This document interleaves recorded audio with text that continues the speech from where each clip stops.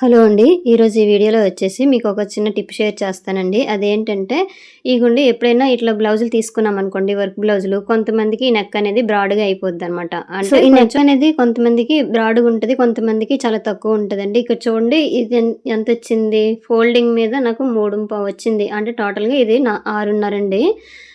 దీని వెడల్పు వచ్చేసి. అయితే మనకు కావాల్సింది 4 ఇంచీలు అనుకోండి. అలాంటప్పుడు మనం తగ్గించుకోవాలి కదా! అది ఎట్లా తగ్గించుకోవాలో చెప్తాను.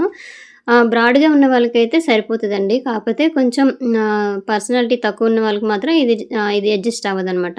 అలాంటప్పుడు ఇట్లా ఫోల్డింగ్ చేసేసుకొని మనకి ఎంత అవసరం లేదో అంతటిని ఇట్లా మార్కింగ్ చేసుకోండి ఫస్ట్.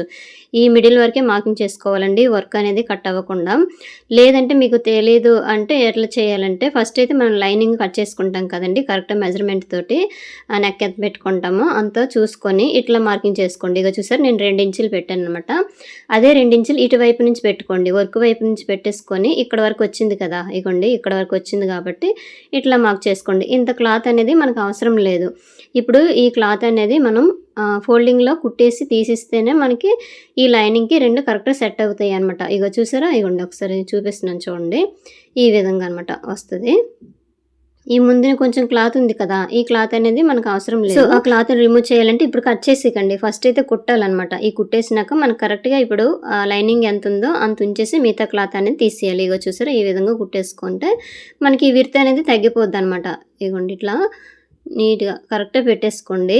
మనకి ఒకవేళ ఎక్కువ ఉందంటే ఇట్లా చేయండి. లేదు కరెక్ట్‌గా వచ్చిందనుకోండి ఇది అవసరం లేదు. మళ్ళీ అలాగని నెక్ కొంచెం మందికి బ్రాడ్‌గా ఉంటది కదండీ! వాళ్ళకి గూడా ఇది అవసరం లేదు. బాగా షోల్డర్ ఇదంతా చాలా తక్కువ ఉన్న వాళ్ళకి మాత్రమే ఇలాగ అడ్జస్ట్ చేసుకోవాలండి.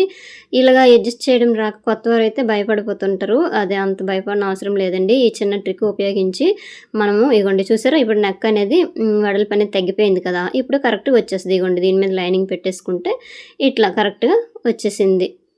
ఈ కట్స్ మనం ఎక్కడ పెట్టామో అంతవరకు ఇట్లా వచ్చేస్తదండి. సో, ఈ టిప్ అనేది గనక పాటించి మనమైతే బ్లౌజ్ చాలా ఈజీగా కుట్టుకోవచ్చండి. ఇంతేనండి వీడియో. వీడియో నచ్చితే లైక్ చేయండి. Thank you.